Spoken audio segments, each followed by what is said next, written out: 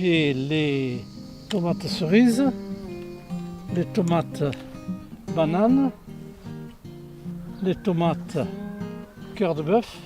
Entre Augustin et son potager, c'est une véritable histoire d'amour. Chaque jour, l'Aixois récolte plusieurs kilos de fruits et légumes.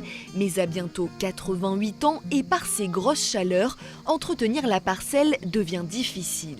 Mon épouse me dit, tu es toujours au jardin, tu te fatigues, tu arrives. J'ai dit, sur 2 heures que je passe au jardin à la fraîcheur, j'en passe 1h30 assis sur ma chaise. Ce jour-là, l'octogénaire est aidé par Sylvain. Le confinement lui a donné le goût du bénévolat. Depuis, il met à disposition son temps libre pour aider ses prochains. Et vous tirez là. D'accord, je récupère les haricots individuellement. Okay. Voilà, individuellement, voilà. Là. Laissez-moi faire, Augustin, ne vous faites Voilà. pas mal. Hein. Laissez-moi faire. Ah, je vous laisse faire parce que les reins manquent de souplesse. Au-delà de l'entraide, il tisse aussi une relation multigénérationnelle. Ma femme et moi, justement, comme je vous disais, on voudrait installer un potager chez nous et je me suis dit que c'était peut-être l'occasion aussi d'apprendre comment gérer un potager en fait. Et du coup, finalement, c'est du gagnant-gagnant, quoi. Les deux se sont rencontrés via la plateforme Mon Veilleur et moi. Elle met en relation des personnes isolées, à l'autonomie réduite, avec des aidants. Ce ne sont pas des professionnels, mais des étudiants, des actifs ou des retraités qui veulent se rendre utiles au quotidien. Ils effectuent des petites tâches, rémunérées ou non.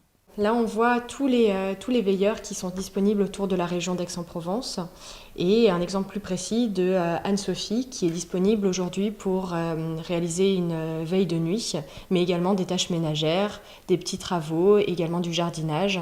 Aucune qualification requise, juste un peu de temps libre et beaucoup de bienveillance. Par exemple, les prochains mois, on est un peu plus disponible, donc on va pouvoir cocher nos disponibilités et très facilement les décocher si on n'a plus de disponibilité à ce moment-là. Donc c'est une manière simple de faire du bénévolat. Derrière le site internet, 2 sœurs, l'une est rhumatologue, l'autre professeure des écoles en dispositif Ulysse. Elles ont créé Mon Veilleur et moi début mai. Alors aujourd'hui, après 2 mois de mise en ligne, on a à peu près 70 veilleurs et puis un peu moins d'une dizaine d'accueillants. Le service de mise en relation est gratuit et devrait le rester. Ses fondatrices espèrent qu'il prendra de l'ampleur partout dans l'Hexagone.